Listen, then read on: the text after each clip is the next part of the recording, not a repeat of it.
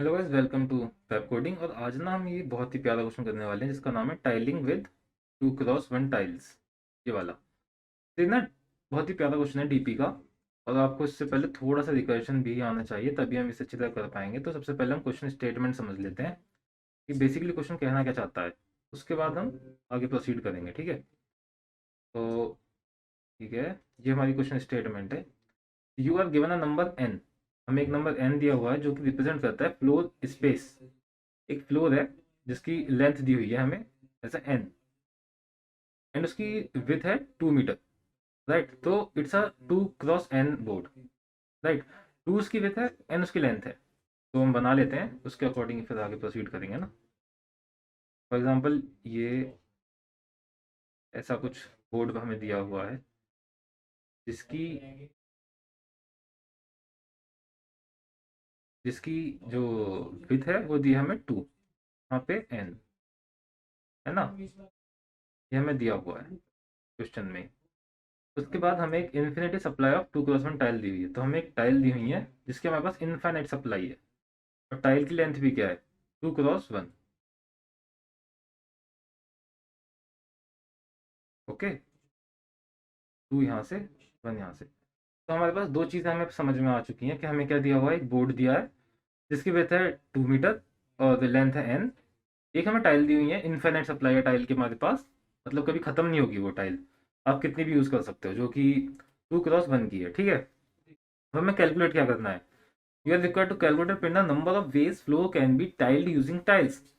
तो हमें बताना क्या है कि नंबर ऑफ वेज जिससे हम ये जो फ्लोर है इसको ये टाइल यूज करके फिल कर सकते हैं। राइट, हमें ये क्वेश्चन स्टेटमेंट दी हुई है। अब हम आगे प्रोसीड करते हैं इसे कि इसे करना कैसे है। ये हटा देते हैं और ये इसे थोड़ा ऊपर ले जाते हैं यहाँ पे, और इसे यहाँ पे। अब हम देखते हैं इसे हम कैसे कर सकते हैं। तो ये ना, यहाँ पे एक चीज़ आपको समझनी होगी। ये एक चीज़ समझो, एक कंसेप्ट है कि हमारे पास एक सोर्स है और एक हमारे पास डेस्टिनेशन है। अब हमें यहाँ से यहाँ तक जाने के लिए 3 स्टेज लगती हैं। For example stage 1, intermediate stage 2 and intermediate stage 3। Right, तो यहाँ से हमें यहाँ जाने के लिए 3 जगह पहले जाना पड़ता है, और यहाँ से इसके रास्ते हैं कितने, 3 रास्ते यहाँ से हैं, एक रास्ता यहाँ से है, और 2 रास्ते यहाँ से हैं। तो अगर कोई आपसे पूछे कि सोर्स से डेस्टिनेशन जाने के कितने रास्ते हैं, तो आप क्या बताओगे। सिंपल है, हम बताएंगे I1 + I2 + I3। टोटल रास्ते कितने हुए, I1 + I2 + I3। राइट, 3 यहाँ से, +1 + 2। तो ओवरऑल रास्ते जो हैं डेस्टिनेशन पे जाने के फ्रॉम सोर्स, हमारे पास कितने हो गए, 3 + 2 + 1 = 6। 6 रास्ते हो गए, है ना। तो आपको ये कंसेप्ट समझ में आना चाहिए पहले, उसके बाद हम आगे की बात करेंगे। अब हम देखते हैं कि यहाँ पर हमारा सोर्स और डेस्टिनेशन क्या है। सोर्स हमारे पास क्या है, जब हमारे पास बिल्कुल एम्प्टी बोर्ड है। एक सेकेंड, ये वाला बोर्ड हटा देते हैं हम पहले, इसे भी हटा देते हैं अभी के लिए। तो हमारे पास जो सोर्स है वो हमारे पास है एकदम एम्प्टी बोर्ड, 2x1 का, एकदम एम्प्टी, 2x n का, सॉरी। और डेस्टिनेशन क्या है हमारी, डेस्टिनेशन हम मान सकते हैं कि जब हमारा बोर्ड पूरी तरह फिल हो जाएगा। कितनी वेज से फिल होगा वो नहीं, लेकिन डेस्टिनेशन ये है कि हमारा जो बोर्ड है वो कम्प्लीटली फिल हो जाना चाहिए। और वो कैसे भी फिल हो सकता है, ऐसे ऐसे ऐसे ऐसे, अगेन ऐसे ऐसे। तो ये हमारी डेस्टिनेशन है। अब एक चीज़ देखना कि यहाँ से यहाँ जाने के लिए जो सबसे पहला स्टेप मैं ले सकता हूँ, वो ये हो सकता हूँ कि पहली टाइल में कैसे फिल करूँ। तो पहली टाइल या तो मैं हॉरिजॉन्टली डाल सकता हूँ या फिर मैं वर्टिकली डाल सकता हूँ। मतलब मैं कहना चाहता हूँ एक चीज़ समझना, कि अगर मैं पहली टाइल जो मैं उठा रहा हूँ यहाँ से, वो मैं डालता हूँ हॉरिजॉन्टली, तो मेरे पास कुछ इस तरीके से फिल हो जाएगी। और अगर मैं डालता हूँ वर्टिकली, तब मेरा बोर्ड ना इस तरीके से फिल हो जाएगा।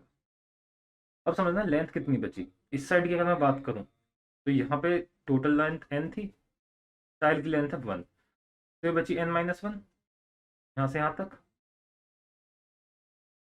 और अगर मैं यहाँ की बात करूँ तो यहाँ पे इसको भी भूल जाओ, इस एरिया को। ये एरिया कितना बचा, n था, टाइल की लेंथ 2, तो ये बचा n-2, राइट। अब एक बात समझना कि यहाँ पे हमारे पास दो इंटरमीडिएट स्टेज आ चुकी हैं जो हम पहले चेक कर रहे थे कि अगर मैं हॉरिजॉन्टली पहले टाइल रखता हूँ तब, और एक अगर मैं वर्टिकली पहली टाइल रखता हूँ तब, है ना। अब ये समझो कि सबसे पहले मैं इसकी बात करता हूँ कि इसको फिल करने के कितने तरीके और हैं, है ना। तो इसको फिल करने के टोटल तरीके भी n-1 है, क्योंकि ये तो हमने वर्टिकली फिल कर दी, ये हमने वर्टिकली फिल कर दी, लेकिन n-1 टाइल्स, ये जो लेंथ बची है इसको फिल करने के जितने तरीके हैं वो ही ओवरऑल को फिल करने के तरीके हुए, राइट। और यहाँ पर थोड़ी सी वियर्ड सी शेप है ये, अगर मैं इसे और थोड़ा सही से बताऊं तो ये हमारी इस तरीके से शेप है कि हमने एक टाइल तो यहाँ पे फिल कर दी, लेकिन अब ये पूरी शेप बच गई। अब कोई आपसे पूछे कि इस पूरी शेप को फिल करने के कितने तरीके हैं, तो बेसिकली समझना कि यहाँ पर जो हमारी अब लेंथ बची है वो कितनी बची है, ओवरऑल कितनी थी, 2 थी। हमने जब यहाँ पर एक टाइल लगा दी तो ये बची 1, तो यहाँ पे कितनी बची, ये बची 1। तो यहाँ पे आप समझना कि हम वर्टिकली तो लगा ही नहीं सकते, हमारे पास सिंपल एक ऑप्शन है कि हम यहाँ पर भी एक हॉरिजॉन्टल टाइल ही लगा सकते हैं। सिंपल एक ऑप्शन यही है ना।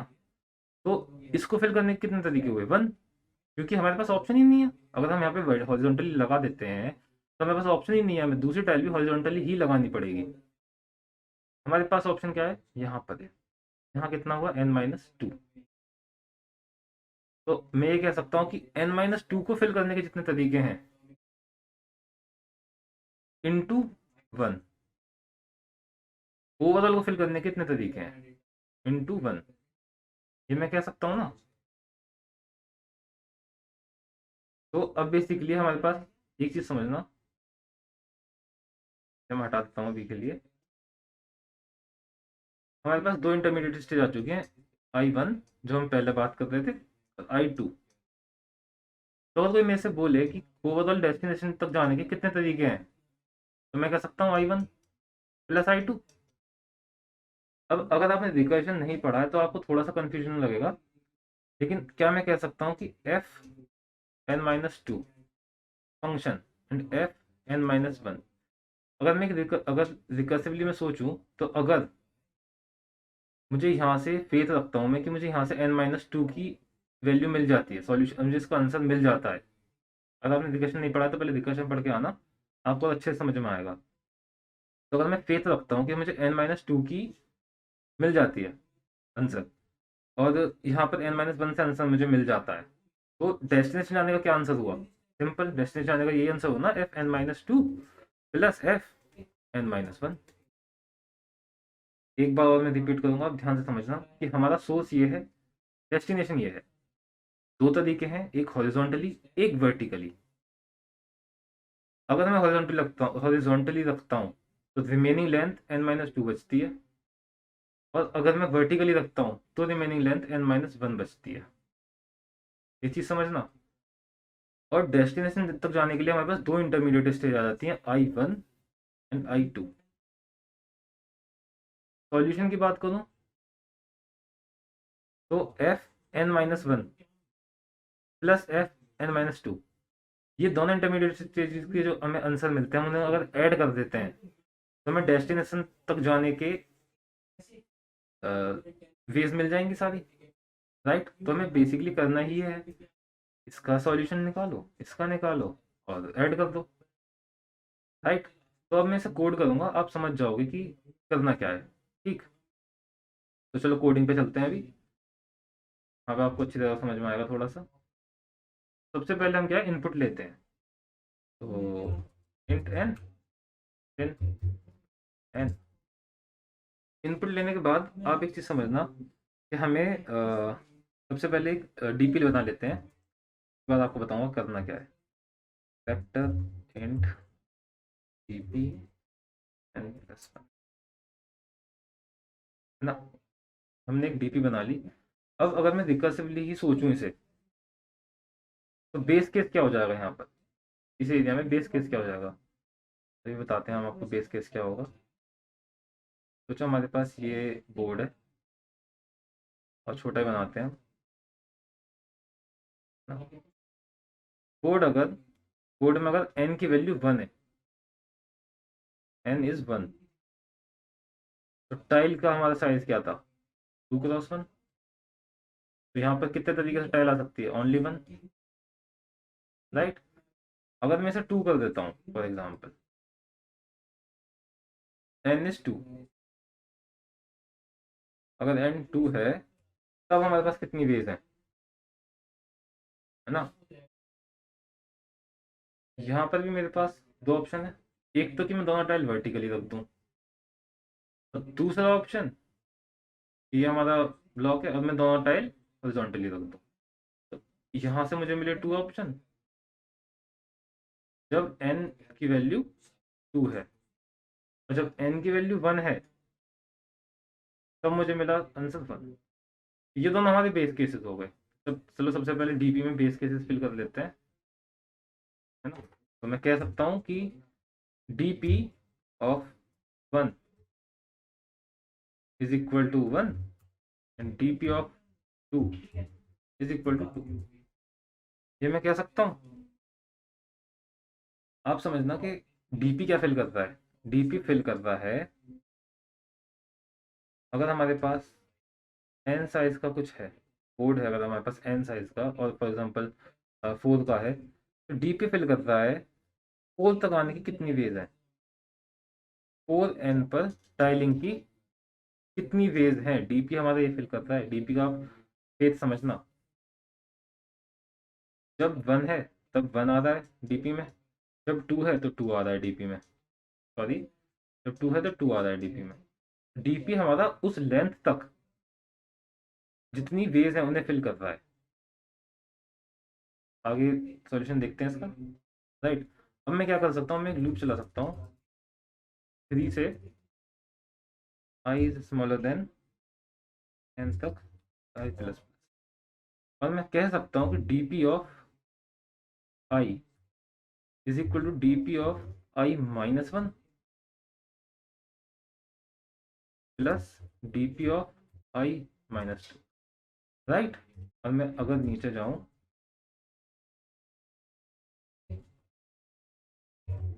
अबाउट dp ऑफ n, तो यहाँ मैंने करा क्या, एक बार देखना थोड़ा सा, बहुत ही हल्का सा मैं आपको इसका ओवरव्यू सा दूंगा।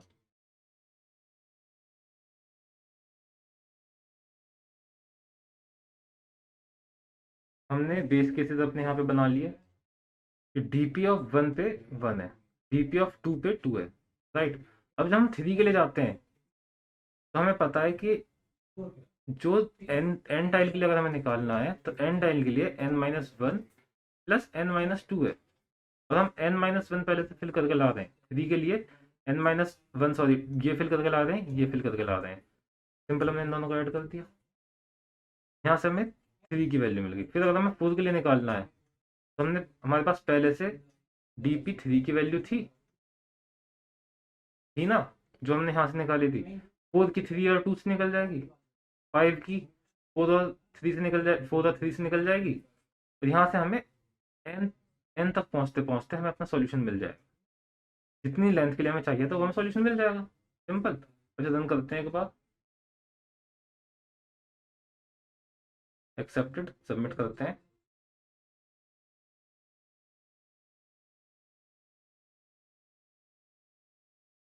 सबमिट हो जाना चाहिए, कोई प्रॉब्लम नहीं होनी चाहिए, ठीक है। तो करेक्ट आंसर आ रहा है, और thank you so much guys. अगर आपको वीडियो अच्छी लगी हो तो comment, share and subscribe, and thank you so much.